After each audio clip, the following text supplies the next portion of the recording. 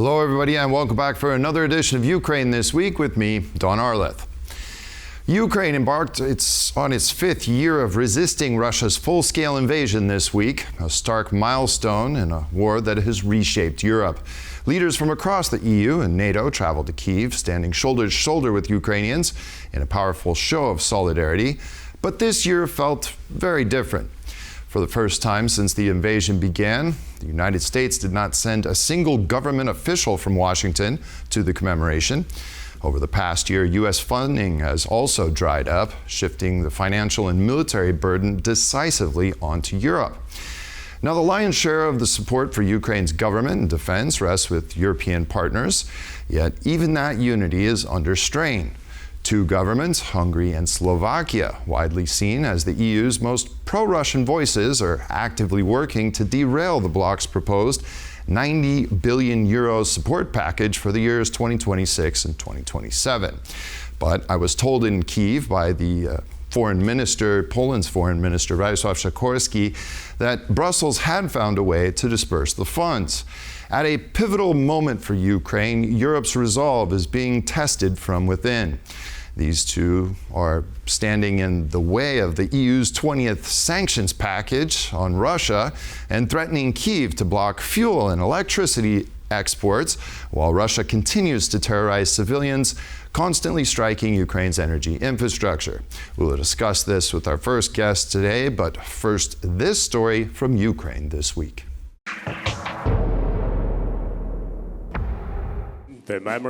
Russia's brutal war in Ukraine has entered its fifth year. Many European leaders came to Kyiv to mark the fourth anniversary of the full-scale invasion. Among them was European Commission President Ursula von der Leyen, who announced that the European Union would finally deliver the long-awaited 90 billion euro loan to Ukraine, approved in December after the bloc failed to agree on using frozen Russian assets. The loan was agreed by 27 heads of state and government in the European Council. They have given their word. This word cannot be broken. So we will deliver on the loan, one way or the other. But divisions within the European Union appear to be deepening. Hungarian Prime Minister Viktor Orbán vetoed both the aid package and the new sanctions package. Orbán issued an open letter to Ukrainian President Volodymyr Zelensky, accusing him of threatening Hungary's energy security over the Druzhba or Friendship pipeline. The pipeline, which supplied Russian oil to Slovakia and Hungary until January 27th, was damaged in a Russian strike in western Ukraine, prompting Budapest and Bratislava to urge Kyiv to restore supplies.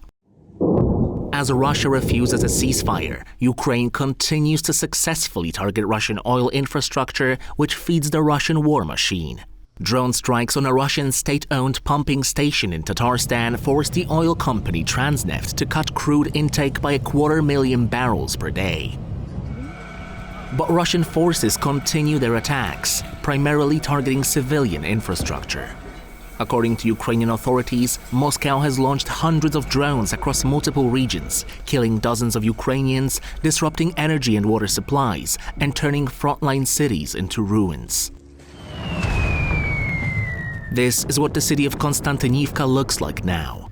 As Russian troops push to capture it, Ukrainian soldiers report dozens of alleged war crimes against civilians. Marking the fourth anniversary of Russia's full-scale invasion, the United Nations estimated that rebuilding Ukraine will cost nearly $590 billion over the next decade. To keep the government running, the International Monetary Fund approved an $8.1 billion four-year loan, with $1.5 billion to be released immediately.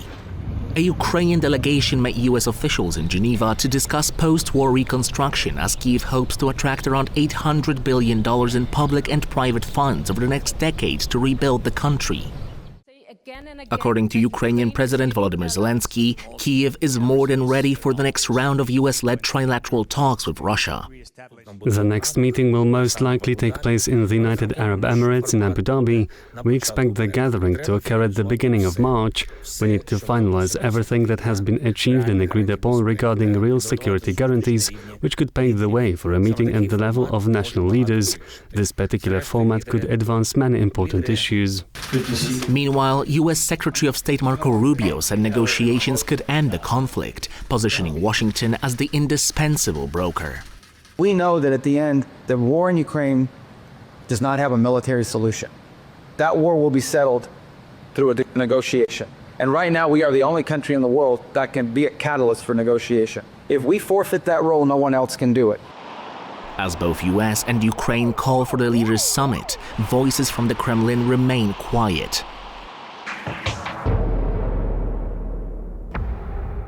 And now joining me here on the program is Dr. Agnia Grigas, Senior Fellow at the Atlantic Council. Dr. Grigas, thank you so much for coming on Ukraine this week. Thank you. It's a pleasure to be here. Now, let's go ahead and start off with this whole fight that we have. I mean, you know, we heard that Slovakia and Hungary are blocking the 90 billion euros, 60 billion of which are supposed to be for military support for Ukraine over the next 2 years. We have accusations of the Druzhba being sabotaged by Ukraine, and Ukrainians, of course, saying that there's no interest in them sabotaging the pipeline because they sell their own oil from that very pipeline to Slovakia and Hungary. And then we get the intermix of the energy exports in the form of electricity or refined fuels to Ukraine. So how do we straighten this whole conflict out? And, you know, especially when it's holding hostage all of this European money to fund Ukraine? Well, how do we solve it is a difficult question, but what we can clearly see, and what we've seen for years now, is that Viktor Orban has maintained Hungary in a state of energy dependence on Russia. Hungary and Slovakia have not diversified away from Russian sources of oil or gas. And like other states have done, like Poland or the Baltic states or other states across Europe. So now Hungary finds itself in a certain situation with damage to the Druzhba pipeline, which was a natural outcome given the 4 years of war ongoing. How this situation will be solved remains to be seen. What kind of levers the European Union can put on, I would say, such rogue states like Hungary and such a rogue government like Viktor Orban's. Well, I heard, overheard Foreign Minister Radosław Sikorski, Poland's Foreign Minister and Deputy Prime Minister, after an interview with him, he was talking to another outlet, and he was talking about the European Commission potentially deploying observers to try and determine who is actually, when it comes to the Druzhba pipeline, if they can confirm that these are Russian attacks, then maybe they can prove this to Hungary. I mean, do you foresee a potential for these European Commission observers to go to Ukraine? I mean, certainly they can go to Ukraine, try to, it's a difficult time to go to Ukraine, given again the context of the war, to try to unpack the story. But at the end of the day, what is clear is that Orban is trying to hold this aid package to Ukraine, this funding package to Ukraine, hostage to its own political whims. And one of the political whims Viktor Orban has had for a while is maintaining relations with Moscow, maintaining that relationship of energy dependence, that energy trade, being essentially one of, if not the most pro-Russian governments within the European Union. So that has been a long-standing policy. At the same time, with elections coming up in Hungary itself, I think it's also a type of political game that the Hungarian government is playing, that Orban is playing, in trying to win political points domestically, saying, look, Brussels is set against us, Kyiv is set against us here, and Orban, the hero, is trying to fight for justice. Now I'm, tongue-in-cheek a little bit here. Right, and then there's the sanctions package, which is the 20th sanctions package on Russia, which is going to try and go harder against Europeans buying oil and gas from Russians. But this is, again, being held hostage. Does the European Union need to maybe come up with a different way of dealing with Ukraine? Should it be done at the European Union level, or maybe perhaps some kind of coalition of the willing that's proved so well in providing various weapon systems for Ukraine, and potentially is going to be the game changer when it comes to potential troops on the ground if there's ever an agreement? That's a great question, and that's a question not just on sanctions or, let's say, the financial aid to Ukraine, but as the European Union develops its own more distinct and a foreign policy that it can own, as well as maybe in the future defense policy, these will be similar types of questions that can't be held hostage by various member states or various, I would say, rogue regimes, or regimes that are friendly or feel maybe indebted to Moscow at the moment. So this is indeed a critical issue, and I think the European Union will need to find alternative mechanisms to pursue its own key issues of foreign policy, defense policy, energy security policy, and others. Certainly. Now, also we have midterms this year, and this whole process is very important for Donald Trump and for the Republican Party potentially in those midterms as one of the issues. Will this influence the peace process? President Zelensky said maybe by the end of the year, but Donald Trump is still setting that deadline to try and settle this by the summer. But Russia, the pressure is constantly on Ukraine. Are you hopeful that we're going to see any movement on this matter by the summertime? President Trump, won this campaign, his presidential campaign, and started his term discussing, and promising to finally bring peace to Ukraine. I mean, this has been a critical issue for him. He has set numerous deadlines. He has set numerous terms. There's been numerous rounds of negotiations, numerous visits by his envoys to meet with Russian counterparts, to meet with Ukrainian counterparts. And, unfortunately, so far, all the previous deadlines that have been set, have not come to fruition. We have not seen results. Naturally, this is a politically pressing issue for Donald Trump. He's made a promise that he's going to solve this war. And again, I think that pressure is there, but it does seem to be a very, very difficult task at hand for Trump's administration. And perhaps, some of the leverage that Trump envisioned he had when he went into the presidency, he hasn't been able to flex his hand as he thought he might be able to. Yes, it is proving to be. Though I'm not as optimistic. The final, the final word is I wish I was more optimistic here, but I'm not that optimistic. Yep. Well, I just got back from the 4-year anniversary there in Kyiv, and I hope that I don't go back for another one next year. Dr. Agnia Grigas, a senior fellow at the Atlantic Council, thank you so much. Thank you. Well, as I mentioned, I was in Kyiv for the 4th anniversary this week. There I met a unique individual who many remember from the headlines. Here's my interview with Shaun Pinner.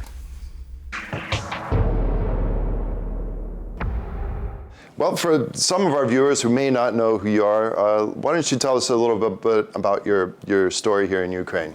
I came to Ukraine in 2018. I was a former British soldier of 9 years. I came at a point in my life where I was running my own business, separated, found myself on my own. My son was at university and he'd found his drinking legs and I wasn't seeing him. So I found a lot of time on my own and decided that essentially I was looking to get some sense of well-being in my life again. And what happened then was I had some friends working out in Mariupol who said, do you fancy coming out and being an instructor out here? We're looking for people to rebuild the military after annexation of Crimea. And I said, why would I want to fight Russians? I went over for a holiday. I never went home for 5 years. I stayed here, sold my business, sold everything up in the UK. Eventually got a job with National Guard for 2 years as an instructor there. Worked as a sniper instructor there, helping to rebuild the army and teach basic combat skills. I met my wife in Mariupol. I couldn't have been any further east without sort of going into Russia. My wife was a deminer on the front line. So, I met her, got married 2 years later. Next thing you know, I got my family in Mariupol.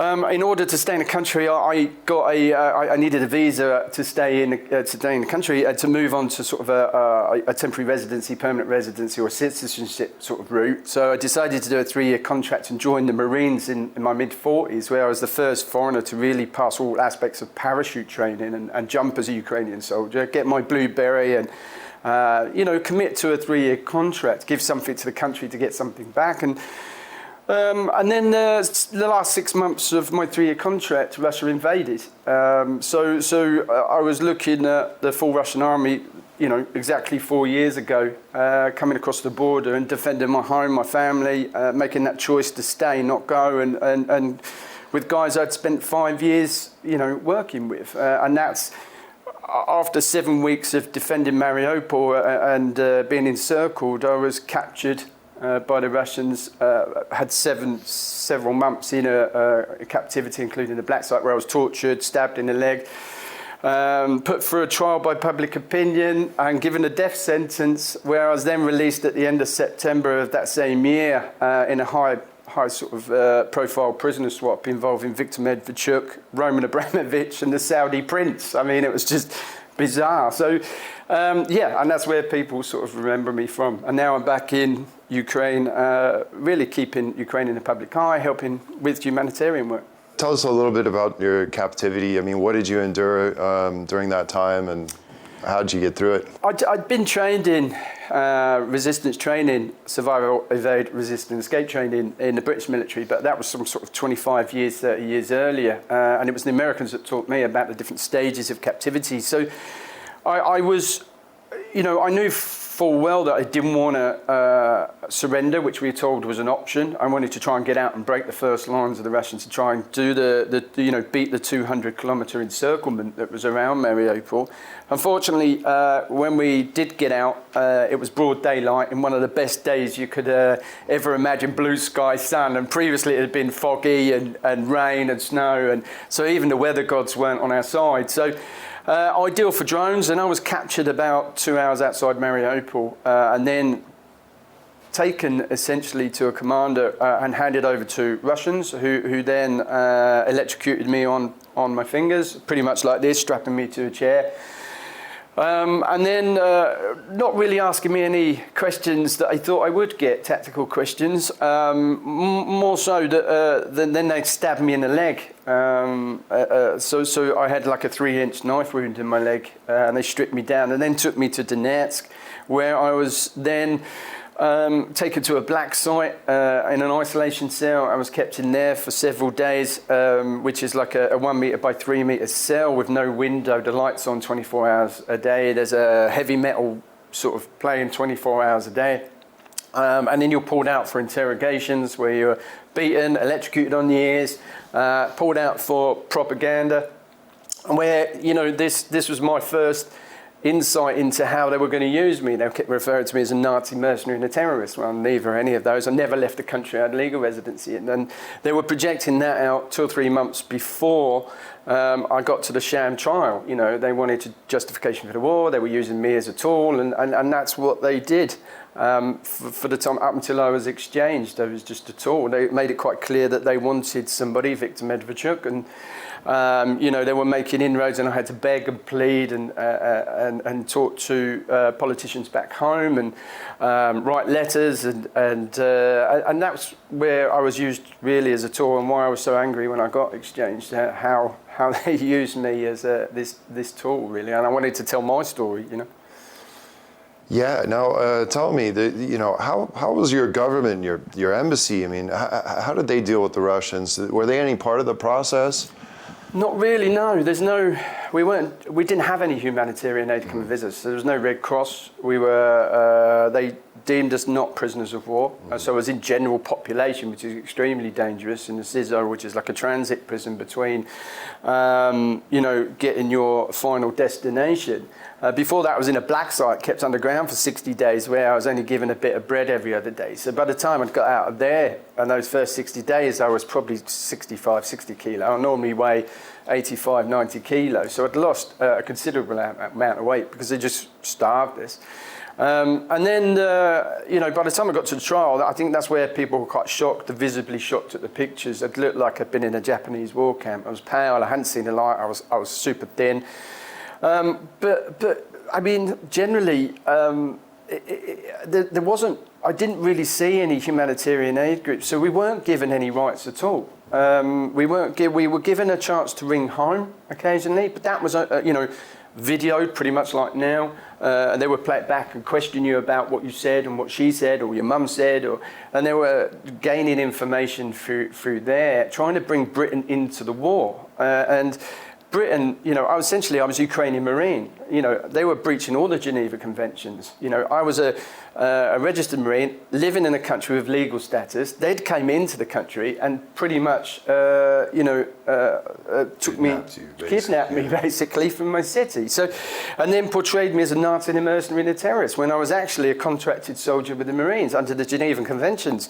I'm entitled to prisoner of war status, which they declined, called me a mercenary, so for justification to the war. So Britain, I could see the Russians were trying to get Britain involved into the conflict. They wanted to admit responsibility for me, but I was a Ukrainian soldier. I didn't expect Britain to come after me in the way they did. I was just a Ukrainian soldier with a British passport. So the Russians didn't want anything to do with that. They knew what they were doing. I was used as a tool, and that's the way they were going to go with it. So really, the British Embassy really had no involvement. We were just talking to them occasionally on the phone.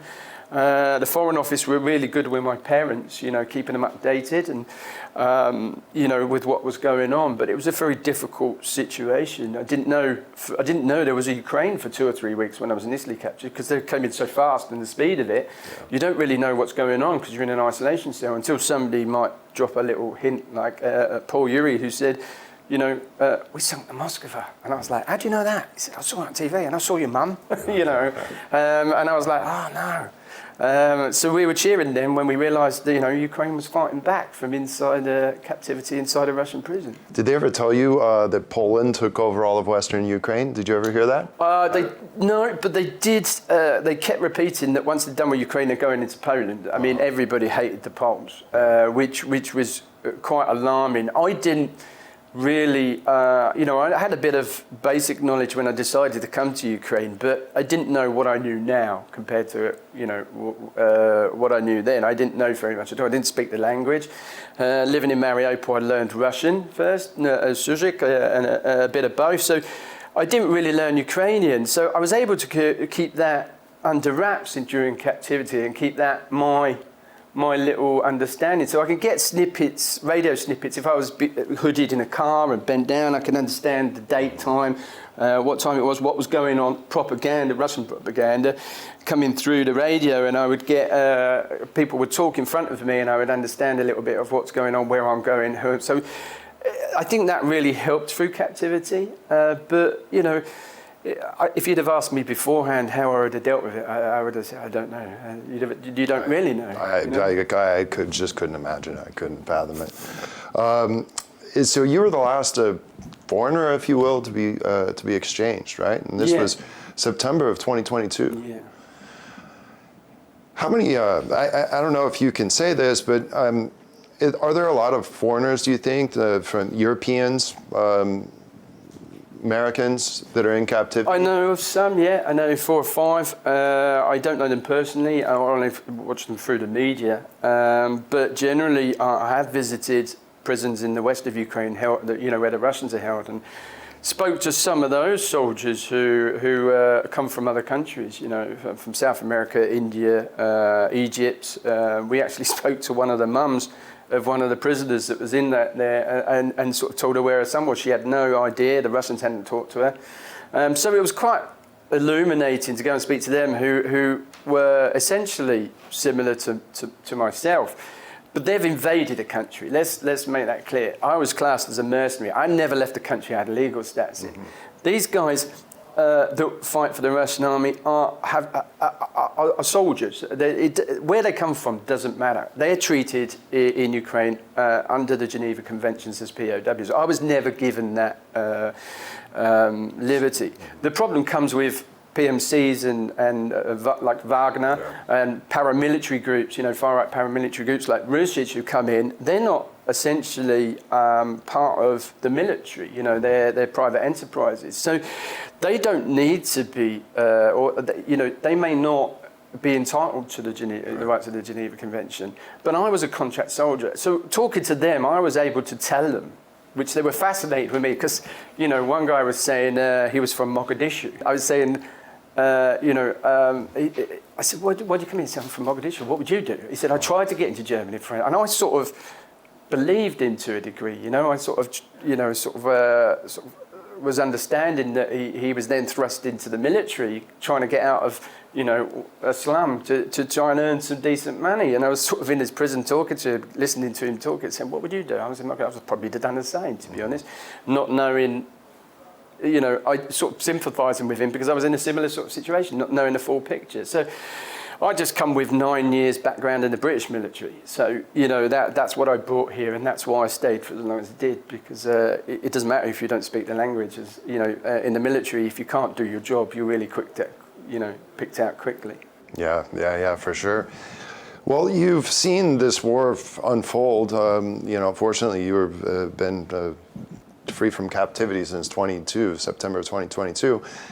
So where do you think this whole direction is headed right now? What do you think is going to happen in this war? It's really difficult. Even the most professional at this sort of diplomatic and who have good experience of war are really struggling to work out where this is going to go. We've never seen a war like this before. It's certainly shifted in the last year or so, which I called the power shift, which means that we're not going into Mariupol, but Russia doesn't have the ability to act its will militarily anymore, which means it's stuck.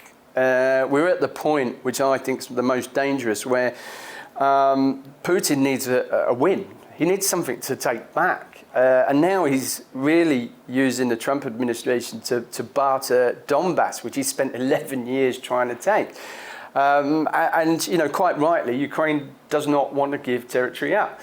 So you've seen this now with the innovations and ballistics and drones now launching into Russia daily. You've seen this shift. You go back to 2022, where you see the start of the war, and everything was reactive, and we were fighting withdrawal, fighting for time, to now actually taking ground 300 kilometers back, quicker than the Russians have occupied it. So Russia is struggling economically. We don't see the pressure from the Trump administration, who are meant to be brokering peace, on Putin. We've seen some sanctions, but they're pitiful, sanctions as a whole.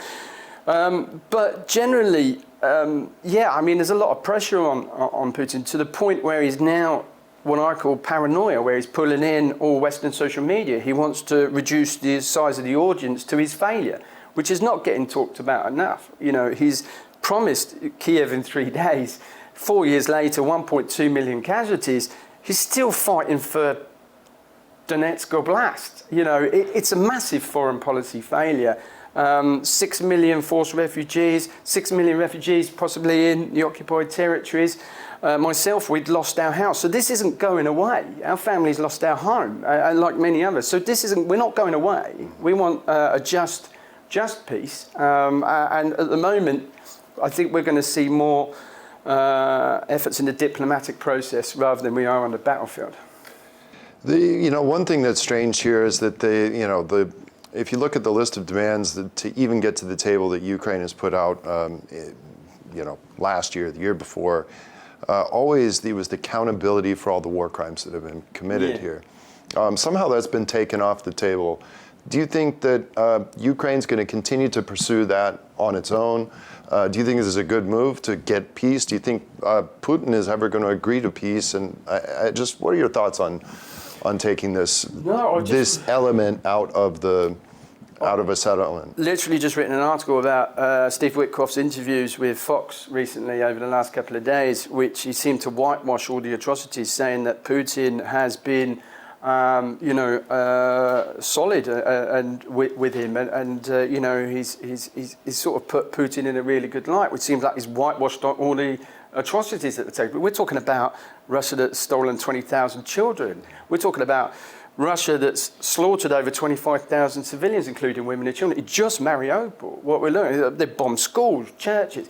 This is all going on now. There is no ceasefire. This is all going on now. And what is really steering people with anger is watching media like Steve Witkoff come onto American TV and look like he's setting a narrative that Russia is amazing and Russia is, and Putin's towing the line, when we haven't even got a ceasefire, you know, or security guarantees. So it's deeply, I don't think we see the anger in general media enough from on the ground here, which is why I get to talk to people like you and write and do my podcasts and blogs to try and explain to people, being a Russian speaker from East Ukraine, just born in London, you know, this is what we're feeling, this is what we're seeing on the ground, you know, and it takes one comment from Trump to say something along the lines of Zelensky needs to get a move on with the peace deal, and that just monopolises the news. What you then don't hear is the ballistic attacks on Dnipro, the women and kids that are being hit there, the hospitals that are being hit there, the train stations, the passenger trains. You know, this never ended, the curse on human safari. So you just don't hear it because it seems like the Trump administration is shielding, you know, Putin's atrocities. So this is where, personally, I think we're at, is the most dangerous time. If Putin feels threatened, this is only going to get worse. He's not going to give up. He'll take Russia to the gutter.